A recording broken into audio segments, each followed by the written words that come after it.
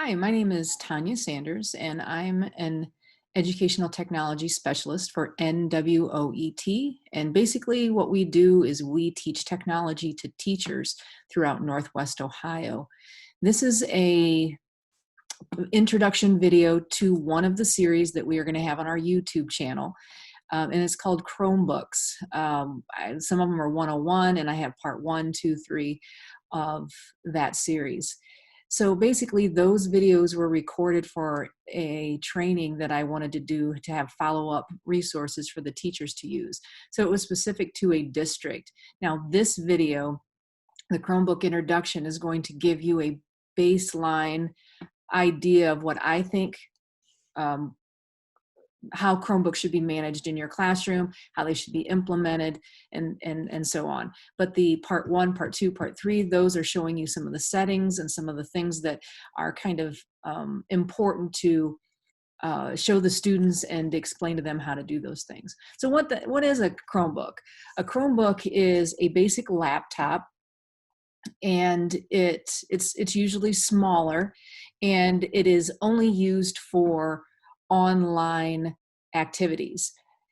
So it runs just an operating system. So it doesn't have Windows, it doesn't have Macintosh, it has the Chrome operating system. And when we think of Chrome, we think of browser, and so that's exactly what you should think of this laptop. This laptop is a browser. It allows you to access online activities, resources, educational tools, and some of the resources will work offline. And in thinking about that, when, like for instance, Google apps, the docs, the sites, the sheets, the forms, some of those can be set for offline use. Well, if they're set for offline use, then they're going to have a little bit saved on the Chromebook. And the Chromebook has a very small hard drive, place to save things. In fact, they don't even talk about that. At first, when the Chromebooks were sold to school districts, they ran into trouble because they didn't have any space to save all of the things that the students were saving. It doesn't save everything. It saves bits and pieces so it can access it faster. So if I set my Google Docs to offline learning, it's going to take a little bit of each of my Google Docs and save it on that hard drive. So that was an issue at first. I think that's kind of been resolved at this point. But primarily the Chromebook is used for online learning, but some sources like Google Docs and some applications will save bits and pieces so you can work offline as well. Usually the learning curve for the Chromebook is very quick and up and running. It's very intuitive. You can turn on a Chromebook. If you have a Google account, you can log in and you'll be able to get on the internet instantly. For the most part, everybody knows how to run a browser and knows how to search things. It is run through the Chrome browser, so people would have to be familiar with that. The fast boot makes it awesome. It is important to reboot it. There are some problems in districts where students don't reboot them, so it can be an issue with running updates or having things refresh. And usually these are cost effective. I think that's kind of evening out a little bit. Either laptops are coming down or Chromebooks are increasing a little bit. And then you have to look at how long is that Chromebook going to last compared to a laptop. So a Chromebook is just a fast, simple laptop that runs the Chrome operating system that allows you to do the majority of your online work anytime. So what are the benefits of using this in the classroom? Well, the one thing that we did talk about is the fast boot. The one thing I didn't mention on the first slide was that it has a huge battery time, but it is still important for students to charge those. So you can use them anywhere in your classroom if the students have charged them overnight or have them ready for class that next day. The big part that I like about it, at first when I heard that districts were buying a lot of Chromebooks for their one-to-one or giving all students a Chromebook, I didn't understand why. Well, a lot of districts were going to like Google Classroom, Google Docs, Google Apps, and all of those are online.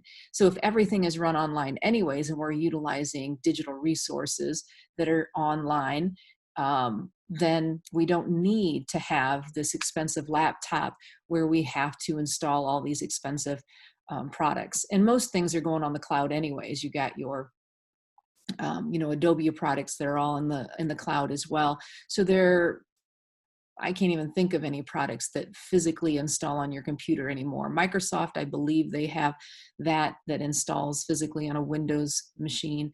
But for the most part, everything's in the cloud now. The Chromebook allows for personalized learning. Every student will have their own device and they can do anything they want anytime. Keep that in mind, that it's not always learning that they do.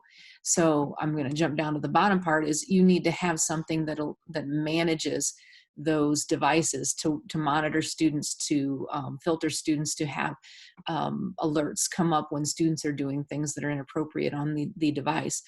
But for the most part, the benefit is that they have personalized learning, differentiated learning. They can find their own resources. You can offer resources through electronic resources and learning management systems.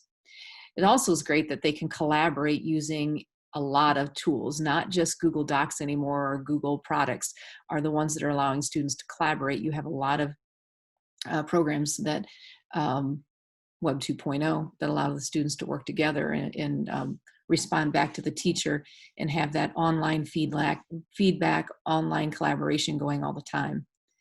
And to repeat on the easy management of Chromebooks, they're very quickly can be set up. A whole bunch of devices can be put on your Google admin console, can be managed through that console, and then you can administer things from afar. So virtually, I can add apps to all devices, all student devices, all teacher devices. I can run updates, and they don't have to be physically in my possession.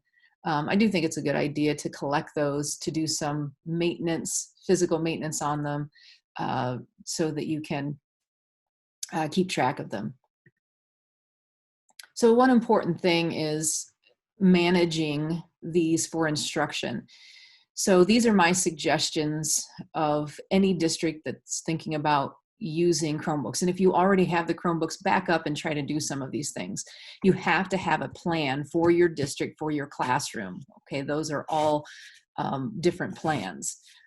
If as a district, where are we going with these in the future? As an administration, how are we planning to manage these? And as a teacher, how am I planning on manage these? So you have to have those plans in line. And most generally, those include a policy or an agreement by the district, by the administration, by the teacher. So you may have a school-wide policy or agreement, whereas you also may have a classroom policy that you'll be giving to your students.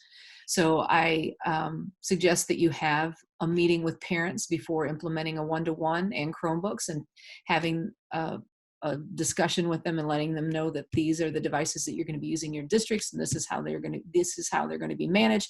And if this goes wrong, this is the responsibility of the parent, this is the responsibility of the district, this is the responsibility of the student. So you make sure everybody's in line with that agreement, with that policy, but you have to have those things planned out first. With that being said, you need to have classroom rules and an understanding within your core group of teachers, whether it's just you or a planning team or a technology team of teachers that are talking about how are we going to handle if they don't come to the classroom charged? How are we going to handle if they abuse some of our rules? And basically you state those rules and then the consequences that go along with those rules. Abuse, misuse of Chromebooks is going to happen. So you just have to have a plan in line and make sure you state that before the students get to that questionable point. It's super important to train the students. So after you have all those policies and those agreements and those plans in line, then you come up with a schedule to be able to train the students.